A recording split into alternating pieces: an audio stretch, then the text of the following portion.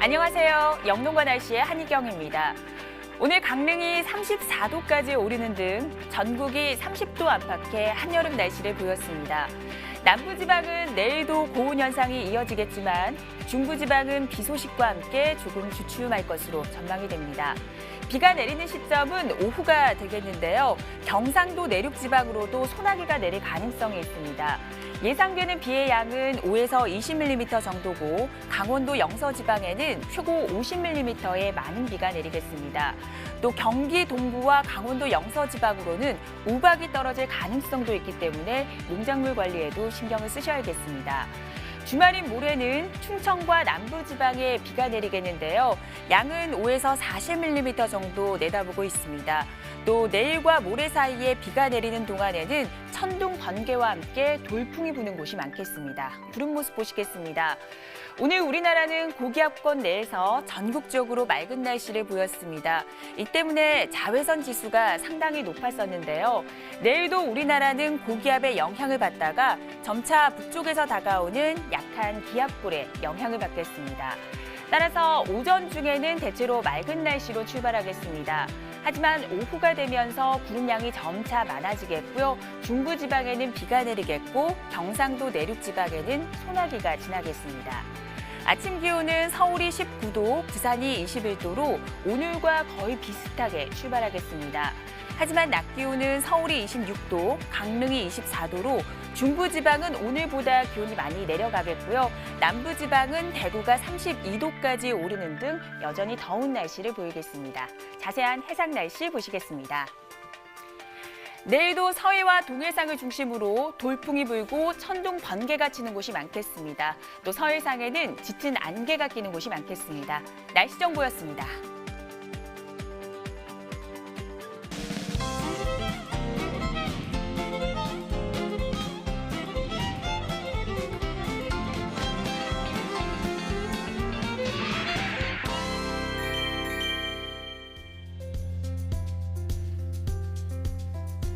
날씨를 알면 농사가 보인다. 영농과 날씨 오늘은 MBS의 조영철 전문위원과 함께 이야기 나눠보도록 하겠습니다. 안녕하세요. 안녕하십니까. MBS 한국농업방송 조영철 위원입니다. 네, 오늘은 먼저 기상청의 국민참여관측 홈페이지를 통해서 각 지역 주민들께서 직접 보내주신 오늘의 날씨 풍경을 만나보도록 하겠습니다.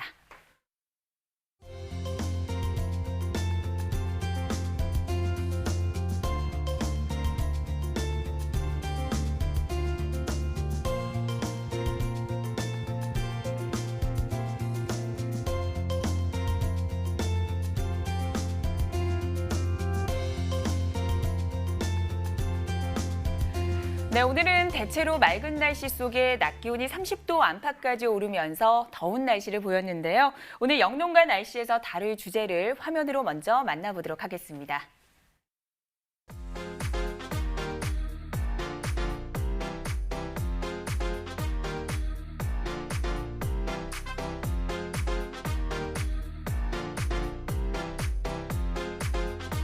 최근에 비가 자주 내리고 있습니다. 덕분에 봄까지 이어졌던 가뭄 걱정은 조금 덜지 않았나 생각이 드는데요. 현재 전국의 가뭄 현황은 어떻게 되는지 자세하게 짚어주시죠.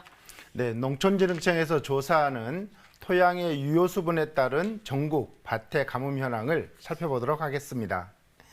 농촌진흥청에서는요, 전국의 167개 군을 조사해서 6월 18일 기준으로 현재 밭 가뭄 현황을 발표했는데요. 토양 유효 수분이 45 내지 60% 이하로 떨어져서 관심 지역으로 분리된 곳은 인천과 경기도 일부, 그리고 철원과 충남 일부 지역을 비롯해서 총 24개 지역으로 나타났고요. 최근에 누적 강수량이 평년 수준에 도달하면서 다행히 주의 이상의 밭가뭄이 우려되는 지역은 없는 것으로 나타났습니다. 네, 다행히 가뭄 걱정은 없는 상태고요. 그렇다면 현재 전국의 저수율 현황은 어떤지도 짚어주시죠. 네, 전국의 저수율 현황을 살펴보면요. 6월 17일 기준으로 전국의 저수율 현황은 64.9%입니다. 이것은 이전 주 대비해서 4% 정도 떨어진 양상이지만 하지만 평년과 대비해서는 저수율은 높은 약 121%로 양호한 상황입니다. 현재 전국에서 저수율이 가장 낮은 지역은 인천광역시인데요. 36.2%의 저수율을 보이고 있고요. 이것은 평년에 75.6% 수준에 해당하는 양입니다. 또 이 밖에도 평년보다 낮은 지역은 강원도가 55.9%의 저수율을 보이면서 평년보다는 약간 낮은 저수율을 보이고 있고 그 외 지역은 모두 평년보다 저수율이 높은 상황입니다. 네, 최근에 비가 자주 내리면서 역시 저수율도 걱정하지 않아도 되는 상황이라고 말씀해 주셨습니다. 하지만 습한 날씨가 이어지면서 농작물의 병해충 발생 위험은 높아지고 있잖아요. 특히 주의해야 되는 작물이 있다면 어떤 게 있을까요? 그렇습니다. 농촌진흥청에서는요. 강원도 고령지에서 감자 재배지에 감자 역병이 6월 23일부터는 발생할 것이라는 예측을 보내고 있는데요. 감자 역병은 10도에서 24도 정도 되는 낮은 온도 기온과 그리고 상대 습도 80% 이상의 다습한 조건에서 주로 발생하는 그런 무서운 병인데요. 올해 대관령 지역에서는 작년과 비슷한 수준의 감자 역병이 발생될 걸로 우려되고 있어서 방제를 필요로 하고 있습니다. 네, 어떤 증상이 나타나는지를 정확하게 알고 있어야 대처가 가능할 것 같은데요. 이 감자 역병의 증상 어떻게 됩니까? 네, 일단 감자가 재배 중에 역병에 감염되게 되면요. 잎은 부분적으로 갈색으로 변하면서 가장자리에 흰색의 실 모양의 균사가 생기는 것을 볼 수 있고요. 줄기는 갈색으로 변하면서 약해져서 바람이 불면 쉽게 부러져서 더 이상 자라지 않게 되는 피해를 일으킵니다. 또 감자역병은 병의 진행과 감염 속도가 빠르게 심하기 때문에 그래서 식물을 죽게 하는 피해를 일으켜서 초기부터 적극적으로 방제를 하지 않으면 감자 재배지 전체에 이 병이 퍼져서 커다란 피해가 우려되는 그런 병입니다. 네, 이미 감자 역병 발생 예보가 나와 있기 때문에 무엇보다도 방제가 시급한 상황인데요. 방제 요령도 짚어주시죠. 네, 당연히 감자 역병이 발생되게 되면 방제를 해야 하는데요. 감자 역병을 방지하기 위해서는 역병이 방지하기 전에 하는 예방 단계로 하게 되는 보호용 살균제를 뿌려서 감자를 보호해 주어야 하고요. 일단 역병이 발생한 후에는 치료용 살균제를 뿌려서 지속적으로 관리를 함으로써 역병을 방지할 필요가 있습니다. 감자 역병을 예방하기 위한 보호용 살균제로서는요. 망코제브와 클로로탈로닐 그리고 파목사돈과 프로아지남 등이 있고요. 치료를 위한 살균제로서는 디메토모르프와 에타복삼, 또 사이목사닐, 옥사티아 피브롤린 등이 있으니까 참고하시기 바랍니다. 또 역병이 일반적으로 저온 다습할 때 발생하지만 건조한 상태에서는 발생을 하지 않다고 해서 주의를 풀면 안 되고요.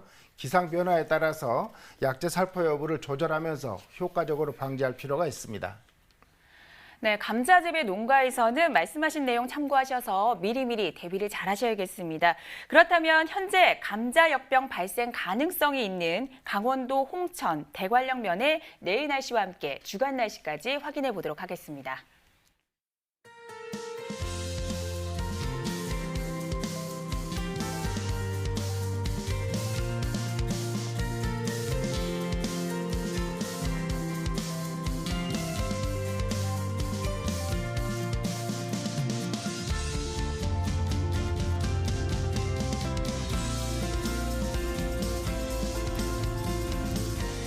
네, 작년의 날씨를 이야기하면서 기록적인 폭염을 빼놓을 수가 없는데요. 이 때문에 농작물의 피해도 아주 상당했었습니다.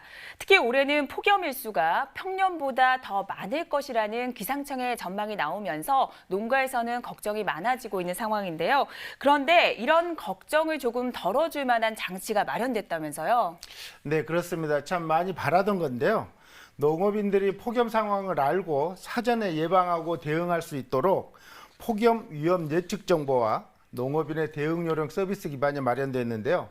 바로 오늘이죠. 6월 20일부터 9월 20일까지 매주 목요일에 이 정보를 발표하기로 했습니다. 그래서 오늘 처음으로 발표된 폭염 위험 예측 정보를 살펴보도록 하겠습니다. 21일이죠. 내일 금요일부터 27일 목요일까지는 농작물의 폭염 위험 예측이 나왔는데요. 21일에는 총 12개 지역의 사과와 복숭아 그리고 인삼과 고추 농가에 폭염 위험의 주의 단계가 내려져 있습니다.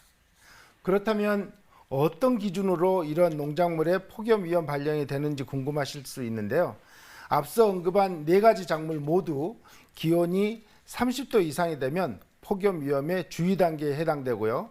사과와 고추는 32도, 복숭아는 35도 이상으로 오르게 되면 위험 단계를 설정됩니다. 인삼의 경우에는 30도 이상의 온도가 5일 이상 지속될 경우에는 폭염 위험이 있는 것으로 보게 됩니다. 그렇군요. 앞서서 내일 폭염이 예상되는 지역이 많다고 말씀해 주셨는데요. 구체적으로 어느 지역인지 자세하게 짚어주시죠. 네, 앞서 말씀드린 네 가지 작물에 대해서 농작물 폭염 위험 예측 시군을 지도를 보면서 설명해 드리도록 하겠습니다. 보시는 지도에서 노란색으로 나타난 부분이 폭염 위험의 주의 지역이고 나머지 초록색 지역은 관심, 그 정도 수준에 이르고 있습니다. 내일 기준으로 봤을 때 사과와 복숭아, 인삼과 고추 이 네 작물이 모두 같은 지역에서 주의 단계의 그런 폭염 위험을 나타내고 있는데요. 경북의 의성과 구미, 그리고 대구광역시와 경남의 창녕과 함안 등과 같이 경상남북도의 내륙 지방의 12개 지역에서 낮 기온이 30도 이상이 예상되면서 농작물 폭염의 위험 주의 지역으로 그렇게 설정되었습니다. 네, 정말 지도에서도 나타나지만 경상도 내륙을 중심으로는 내일 폭염 가능성이 있는데요. 이 지역에서는 어떻게 더위에 대한 대비를 하는 것이 좋을지도 요령을 알려주시죠. 네, 저희들이 일반적으로 과수원에서 과일이 골고루 색깔을 띠게 하기 위해서 반사판을 설치하는데요. 만약에 이전에 폭염으로 인해서 과일의 대임 현상이 발생하는 그런 과수원에서는 이 반사판의 설치를 늦춰주는 것이 좋습니다. 또 낮 기온이 31도를 넘게 되면 미세 살수 장치와 같이 물 빼어주는 장치를 활용하셔서요. 과일과 과수의 온도를 낮춰주는 것이 효과적이고요. 인삼의 경우에 고온 피해가 우려되는 지역에서는 바람이 통하는 통로를 유도하기 위해서 개량형 울타리마다 통로를 만들어주는 것이 좋고요. 인삼의 시설 내에서 온도 조절을 하기 위해서 적절한 피복물을 설치하는 것도 효과적입니다.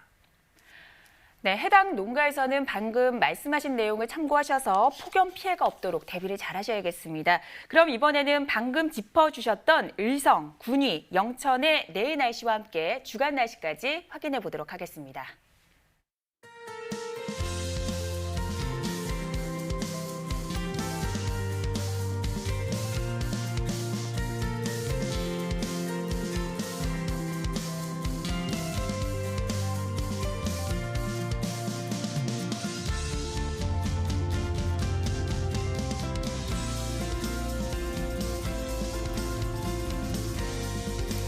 네, 현재 시간 8시 43분 지나고 있습니다.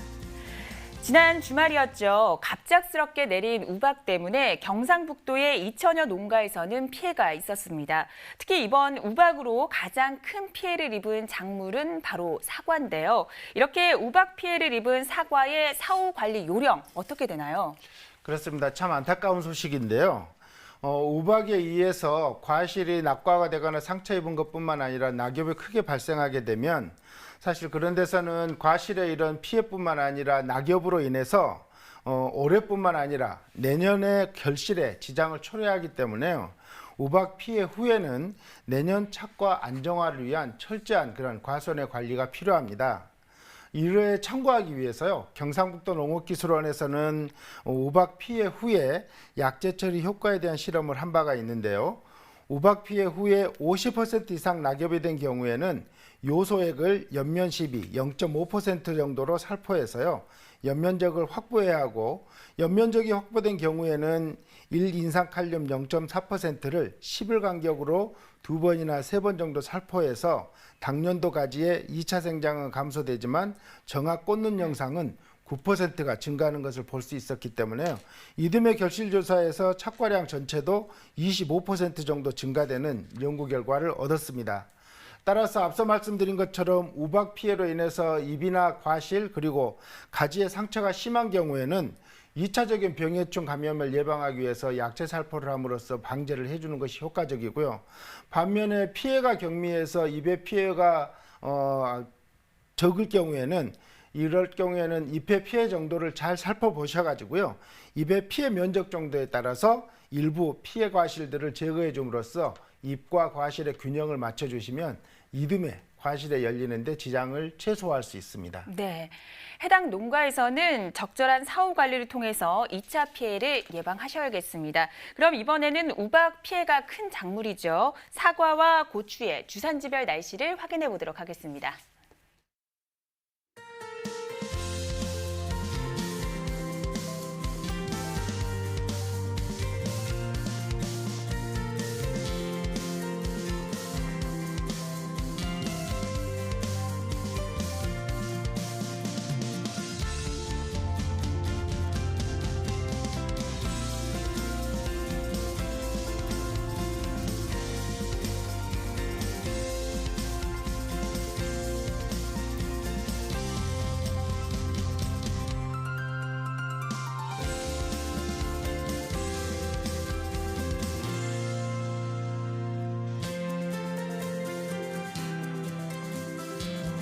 네, 이번에는 병해충에 관한 궁금증을 풀어보는 시간입니다. 오늘의 병해충 상담소 함께 만나보시죠.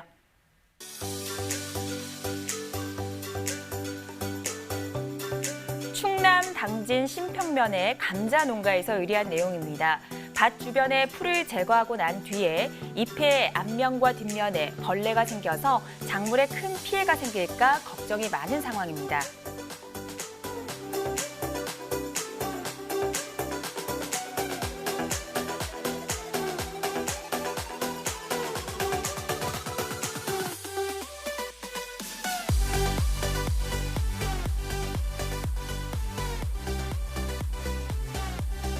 네, 진단 소견으로는 목화 진딧물이라고 나와 있는데요. 어떤 해충인지 자세하게 설명해 주세요. 네, 사례 목화진딧물은요, 감자뿐만 아니라 오이나 참외, 수박, 또 배와 같은 다양한 작물을 기주식물로 삼고 있는 아주 피해가 큰 그러한 해충인데요. 목화진딧물은 4월 중순과 하순에 부화해서 5월 하순부터 6월 중순경에 날개가 있는 유시충이 되어서 여름 기주인 작물로 이동해서 알을 낳는 해충입니다. 자연 상태에서는 봄과 여름에 번식을 하고 더운 여름철에는 개체가 감소하는 것이 보통인데요. 여름이라도 저온이 계속되거나 가뭄이 계속될 때는 이상 발생하는 그런 경우도 있는 해충이고요. 현재 농가가 의뢰한 사진에서 보면 아직 날개가 없는 무시충의 목화진딧물로 판단되는데요. 발생 밀도로 높아 보이면 유시충이 되기 전에 빠르게 제거할 필요가 있는 해충입니다. 그렇군요. 그렇다면 이 목화 진딧물이 작물에는 어떤 피해를 끼치게 됩니까? 네, 목화진딧물은 집단으로 발생해서 서식하면서 지백을 빨기 때문에 생육을 지연시키거나 각종 바이러스를 전염시킬 수 있는 피해를 유발하고요. 또 이 표면의 그을음병을 일으켜서 광합성을 정의할 뿐만 아니라 이 과실과 같은 곳에서 이 그을음병이 발생하게 되면 상품성을 떨어뜨려서 손실을 일으키는 그런 피해를 주고 있습니다. 네, 딱 이맘때 유시충이 나타난다고 하니까 농가에서는 정말 걱정이 많으실 것 같은데 그렇다면 의뢰 지역의 날씨 분석과 함께 병해충 현황도 함께 분석해 주시죠.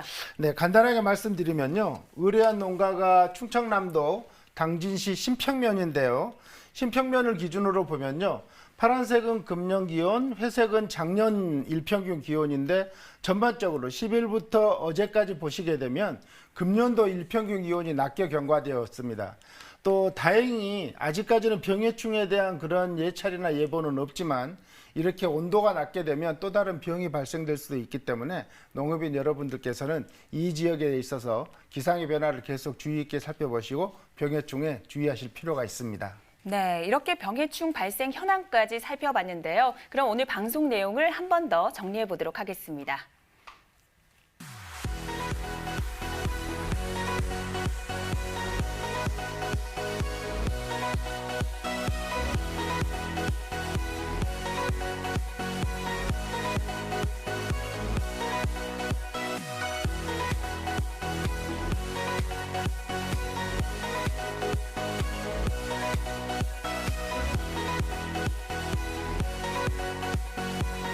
네, 날씨와 농사 이야기를 나누다 보니 어느새 마칠 시간입니다. 오늘 도움 말씀 주신 조용철 위원님 감사드립니다. 수고하셨습니다. 내일은 날씨가 다시 흐려져서 중부지방에 비 소식이 있으니까요. 우산을 꼭 챙기셔야겠습니다. 저희는 내일 저녁 8시 30분에 다시 찾아뵙겠습니다. 고맙습니다.